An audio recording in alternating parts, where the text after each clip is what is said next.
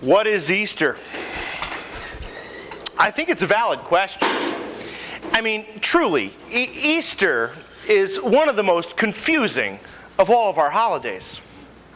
Stop people on the street and you can get a variety of different answers. But still, this celebration has been with us for 2,000 years now. And it will be with us in the future. So what is Easter? Well, to tell the truth, even when the first Easter morning happened, people who are a little bit bewildered by it, they asked, what is it? What is it that has happened on that first Easter morning? And what did those events mean to them and their lives? And what does Easter mean to you and me and the lives that we live today here in Warren, Hunterdon County, and Easton, Pennsylvania? Well, let me tell you this.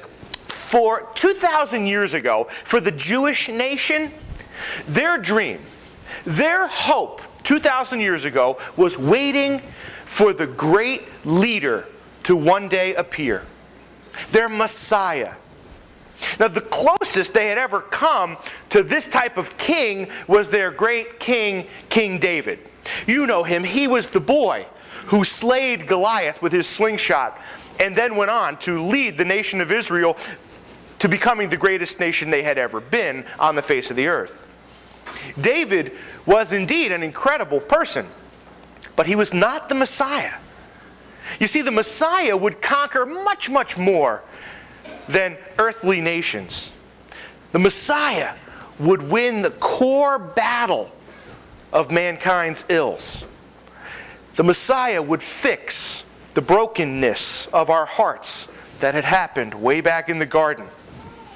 The Messiah would renew each and every life back to a closeness with God for all time.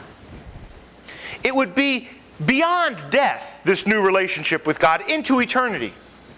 The Messiah would do what King David was never designed to do. The Messiah would conquer death and put an end to the dead end of death. Here's how it was explained that very first Easter. Here's how it was explained 2,000 years ago by the Apostle Paul, trying to help people to understand in the Jewish community. He said this, "Dear friends, let me be completely frank with you. Our ancestor, King David, he's dead and he's buried. His tomb is in plain sight for us today. But David, being also a prophet, and knowing that God had solemnly sworn that a descendant of David would rule his kingdom, David, seeing far ahead, David talked of the resurrection of the Messiah." Paul says, "For King David, there was no trip to Hades to vanquish death after he had died. There was no stench of death on his risen body," Paul says. "But there is with Jesus, the one who God raised up, and every one of us here is a witness to it." Life from death happened that first Easter morning. You know, for me, Easter, springtime, is a time of renewal, a time of rebirth. It's a time when the dormant or the dead comes to new life. But not just in the realm of nature, not just bringing forth new life from the dormancy of the cold. No, Easter is a springtime of our souls. Easter commemorates an incredible change. Jesus, who was once dead for 3 days, changed on Easter morning. He became alive again. Like a crocus bursting forth through the last winter snow, new life had begun. And because of that weekend, that Easter weekend 2,000 years ago, you and I, we can be changed too. We can break out of the cold winter that we live in our hearts, and we can receive a new life. Tonight, we thought we might show you just that. An old life, a death, and a rebirth. But not a 2,000-year-old renewal, one today. You see, the power of Easter, the power of new life, the changing power of the Messiah, the power of resurrection is still with us.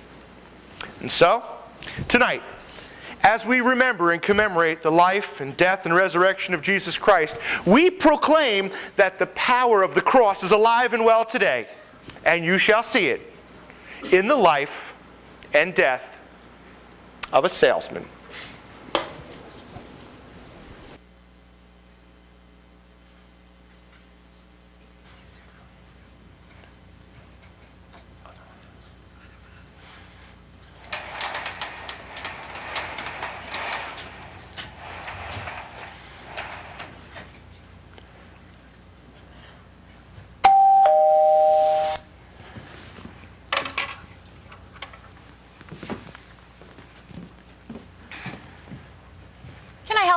Mrs. Fredericks, I'm Larry Onderback. I spoke with you on the phone yesterday. All right, you're that insurance salesman that I spoke to. I thought I told you I wasn't interested.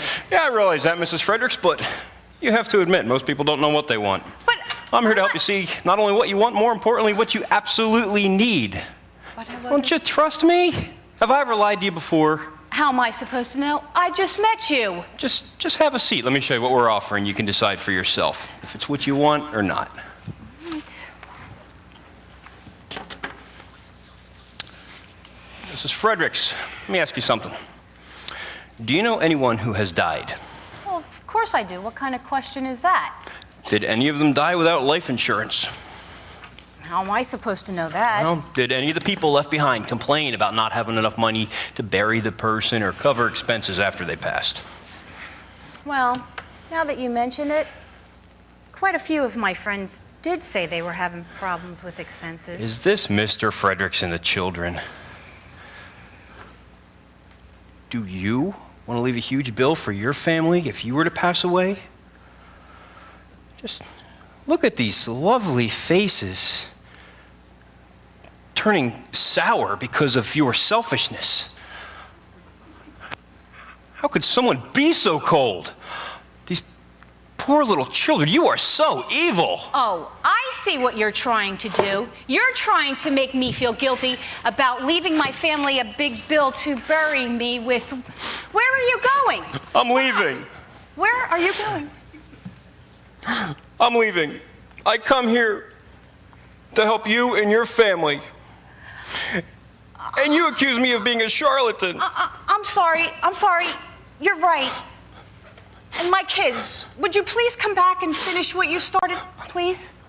Okay, but Please? I'm only doing this because I care so much about those children. So let's talk about what expenses you'll need to cover. No need to. Give me $50,000 coverage. $50,000?